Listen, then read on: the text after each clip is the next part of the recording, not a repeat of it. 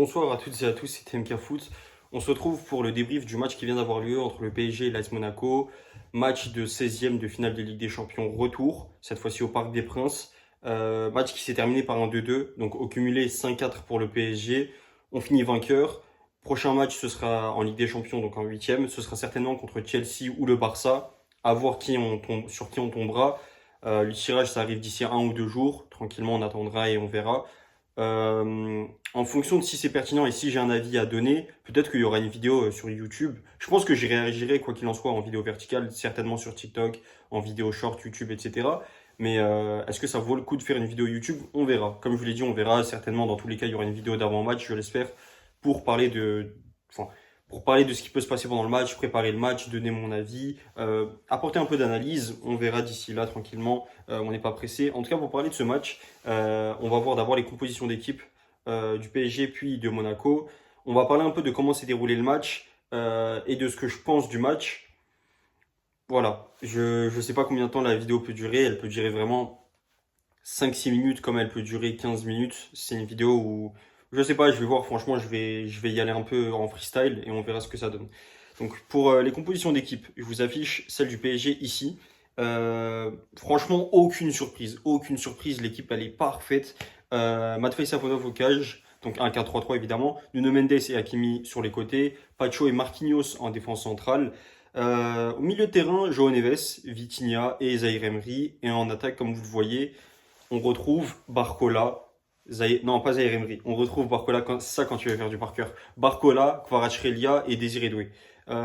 Franchement, nickel. L'équipe, rien à dire là-dessus, nickel. La compo, les joueurs, leur placement, tout. C'est super bien. Luis Enrique, tu pouvais pas faire plus cohérent, merci. De l'autre côté, on va retrouver Monaco, que je vous affiche également. L'ASM, il joue en 3-4-3, si j'ai bien compris. Ça dépend de comment on voit le truc. Au cas, j'ai Philippe Keun. Pardon. Philippe Keun en défense. Thilo Kehrer, l'ancien du PSG, Denis Zakaria, Wout Faes, arrivé cet hiver. Sur les côtés, les deux Brésiliens, Caio Henrique et Vanderson. Milieu de terrain, Bamba et Camara. Et devant, Balogun en numéro 9, Akliouche à droite, le buteur pour l'ASM. Et à gauche, Mamadou Koulibaly. Mamadou Koulibaly, d'ailleurs, j'en profite. Maintenant qu'on vient de dire la compo, je l'ai mis, si je dis pas de bêtises, dans ma vidéo d'avant-match aller. Je l'avais mis sur la miniature parce que ce mec, je le trouve trop fort. Là, il est mis en tant qu'ailier gauche, mais je le vois plus comme un milieu de terrain. Un joueur un peu relayeur qui voilà, est super bon dans la relance, tout ça. Et franchement, très très prometteur à suivre. Pas forcément que sur cette saison, parce que voilà, si je dis pas de bêtises, c'est sa première vraie saison en pro. Il joue en tout cas la majorité des matchs. Voilà, c'est pas juste un joueur que tu fais jouer sur 5 matchs ou 10 matchs, mais juste en tant qu'entrant. Là, il démarre vraiment les matchs, c'est super bien.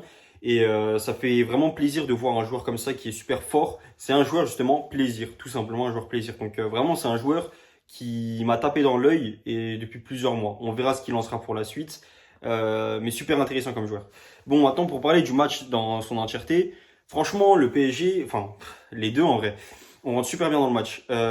C'est excellent. Par rapport à ce que je disais, je sais plus si c'est contre Strasbourg ou une autre équipe, où je disais que je crois que c'était Lyon-Lens, voilà, Lyon-Strasbourg justement, que j'avais débrief.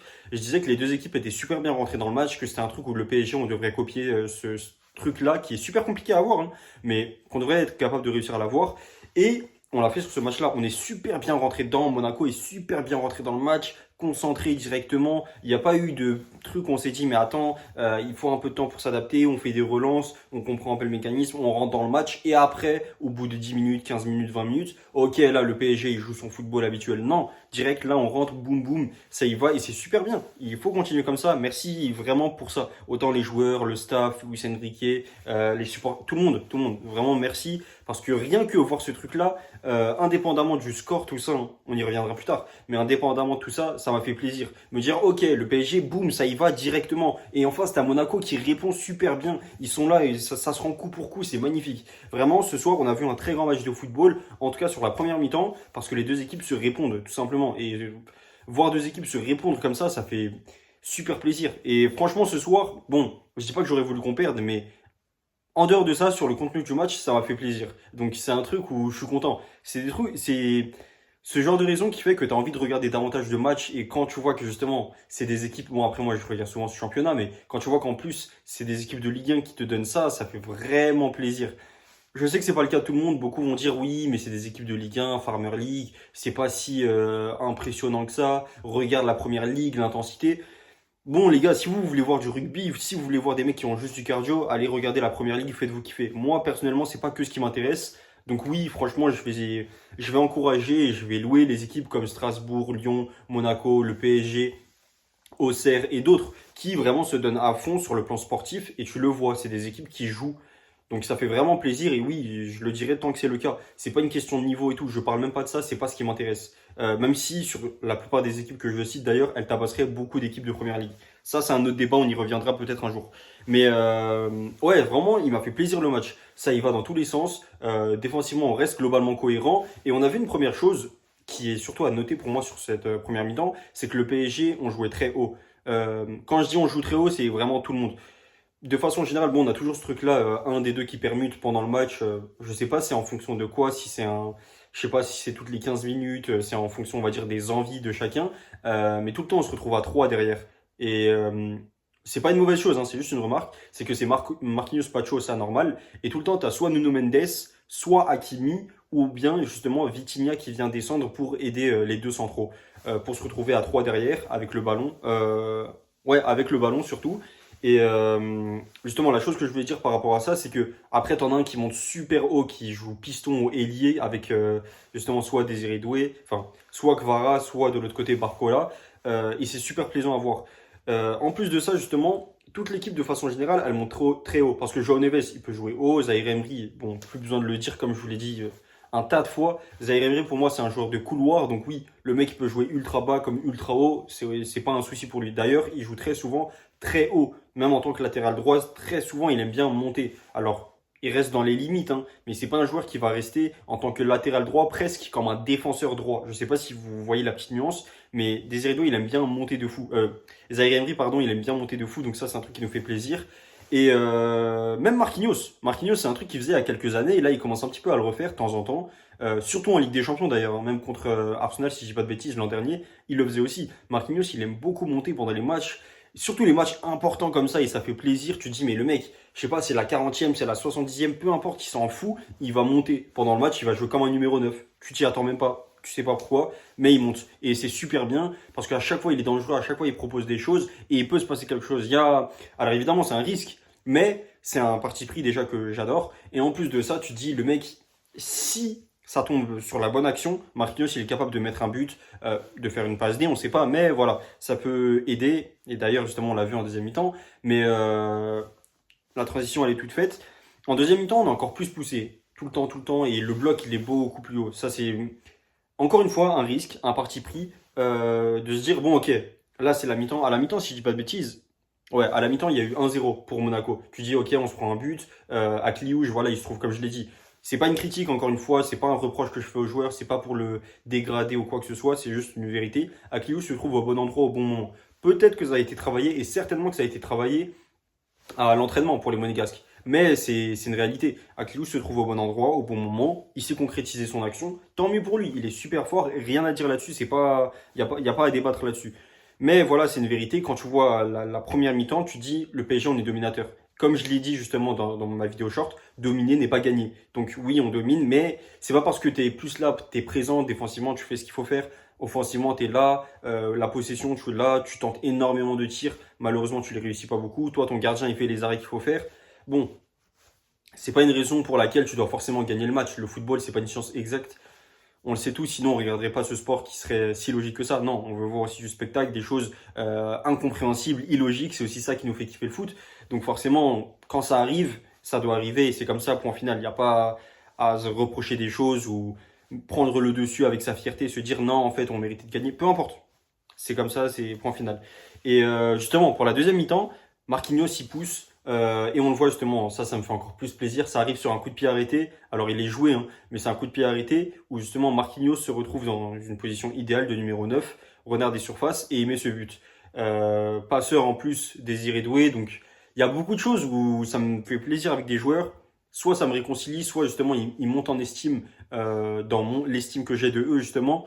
Et ça me fait plaisir. Désiré Doué qui est là, il fait une passe D. Marquinhos qui revient un petit peu comme à l'époque 2020, 21, 22, qui devient ce joueur ultra décisif et ultra important pour le PSG. C'est pas juste un capitaine qu'on a mis par défaut, il n'a pas le brassard juste pour rien. Non, le mec, on l'a choisi et on sait que c'est un capitaine, voilà, exemplaire, leader, par 10 000 raisons, pour 10 000 raisons. Et quand tu le prouves comme ça sur le terrain, pas que parce que tu es fort à ton poste, mais aussi tu fais plus que ce qu'il faut faire, un dépassement de fonction de ce genre, c'est magnifique. Merci pour tout, Marquinhos.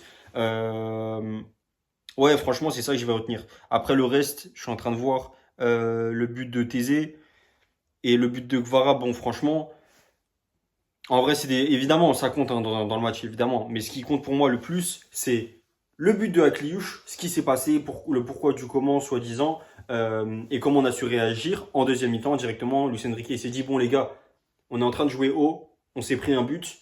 Bon, quand tu vois ça, logiquement, tu te dis, bah derrière, on va fermer le jeu, on va faire en sorte de pousser, mais pas que toute l'équipe pousse. Non, lui il s'est dit, les gars, le bloc à fond, à fond, à fond, à fond.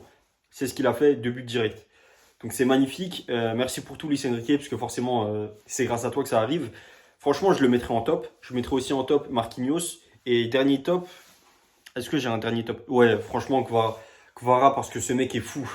Ce mec est juste trop fou. Il a énormément de cardio, il revient tout le temps défendre. Enfin, en contre-attaque, il bombarde, il fait tout. Il fait tout. Juste Kvara, on n'en parle pas assez. Ce mec, je pense que Kvara, s'il avait une teinture, je sais pas moi, rose, s'il avait rasé toute sa barbe, s'il avait, je sais pas, un côté un peu fou, un peu stylé, un peu à la Désiré Doué ou autre, c'est un mec dont on parlerait énormément, mais le mec, comme je vois là, juste, il est comme il est, tout simplement, il a rien changé. Bah voilà, on parle moins, ça fait moins de buzz et tout, mais le mec, qu'est-ce qu'il a envie actuellement à, je sais pas, un Vinicius ou d'autres? En ailier gauche, très sérieusement, en ailier gauche, actuellement, je le changerais pour personne. Kvara pour Vinicius, pour Rafinha, qui vous voulez. Je sais pas, le mec il est juste trop fort, trop puissant et on n'en parle pas assez à mon goût. C'est exceptionnel.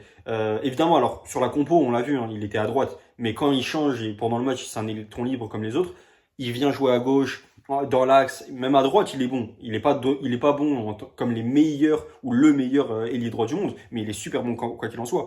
Euh, c'est exceptionnel. Vraiment, Kvara, le jour où il partira, ça va nous faire beaucoup de mal. Comme la fois où Di Maria il est parti, c'était compliqué parce que c'est des mecs qui t'apportent énormément. Ils sont très. Alors c'est compliqué ce terme, je sais, j'y reviendrai peut-être dans une autre vidéo quand je parlerai d'eux, mais malgré tout, enfin, parmi les joueurs cotés, ça reste les joueurs peut-être les plus sous-cotés. Les Di Maria, Kvara, ce genre de joueurs où on va pas assez parler d'eux, on va pas assez parler du taf qu'ils font, les Fabien Ruiz, ce genre de joueurs, alors que les mecs ils sont juste exceptionnels, ils font partie des meilleurs à leur poste. Je sais pas. Et Kvara, ouais, franchement, je vais terminer là-dessus. Kvara, merci pour tout, t'es ultra fort. Maintenant, que penser pour la suite, pour le PSG? Qu'est-ce qu'il y a de bon ou de mauvais à présager? Franchement, ça m'a foutu le seum. Je vais juste terminer là-dessus. Je vais juste faire, allez, 20 secondes max là-dessus. Ça m'a foutu le seum parce que quoi qu'il en soit, Monaco, je l'ai dit dans ma vidéo d'avant-match, j'ai énormément insisté là-dessus. Dans mon autre vidéo d'avant-match, j'ai insisté là-dessus. Dans toutes les vidéos que je fais où c'est une vidéo d'avant-match ou de débrief par rapport à Monaco, dans mes vidéos verticales, peu importe, je dis tout le temps, les gars, essayons de maintenir le clean sheet, essayons de gagner de façon propre le score, la manière. C'est pas normal que tout le temps contre Monaco, on ait autant de mal. Malgré tout, ça arrive. Maintenant, il faut savoir faire la part des choses. Il faut savoir kiffer. Ce soir, voilà, on est qualifié, c'est ce qui compte. Le prochain match, ce sera contre Barcelone ou Chelsea. D'ici là, on aura le temps d'en reparler. J'aurai le temps de redonner mon avis. Je ferai un live d'ici quelques minutes, donc je vous aurai aussi mon avis directement en direct. Si vous voulez le suivre, n'hésitez pas sur TikTok. C'est le même arrobas qu'ici avec juste un tiré du bas à la fin. Voilà, franchement, c'est tout, mais bon, c'est un petit regret, disons que ce soir on kiffe, on est qualifié, c'est ce qui compte. Franchement, c'est ce qui compte. Au final, on n'est pas humilié comme Marseille ou autre. Non, on reste dans la compétition, c'est ce qui compte, et on sait très bien par rapport à Luis Enrique, c'est ce qui compte. Il le sait, il a dit, lui-même il a dit, les supporters sont avec nous, mais sont attentifs. Je suis très attentif par rapport à ce qui se passe au PSG, donc j'espère énormément qu'on fera de bonnes choses. En tout cas, merci de m'avoir écouté, c'était TMK Foot. On se dit à une prochaine vidéo et à tout à l'heure pour le live. Et à une prochaine. Salut!